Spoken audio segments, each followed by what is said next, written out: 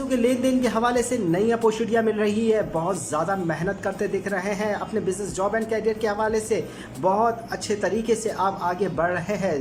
दूसरों की बातों को नज़रअंदाज करें। आगे बढ़ते हुए अपने कामों की तरफ खास तवज्जो रहे। द एम्पायर का कार्ड मजबूत इरादे के साथ आगे बढ़ा रहा है। फैमिली रिलेशनशिप मैटर्स में भी फ़ायदा होगा। पैसों के लेन देन के अंदर कसरत से फ़ायदा दिख रहा है। अलबत्ता आपके बिज़नेस के अंदर नई शुरुआत भी हो सकती है। नए एग्रीमेंट्स, नए फ़ायदे आपको वाज़े तौर पर नज़र आ रहे हैं। इस वीक के अंदर हालात तब्दील हो रहे हैं। पॉजिटिव एनर्जी आपके साथ है। किंग ऑफ पेंटिकल का कार्ड बताता है नई शुरुआत होने जा रही है। दूर अंदेशी के फैसले आपको कामयाबी की राहों पर गामजन कर देंगे। ये वीक आपके लिए बहुत पॉजिटिव एनर्जी लेकर आ रहा है।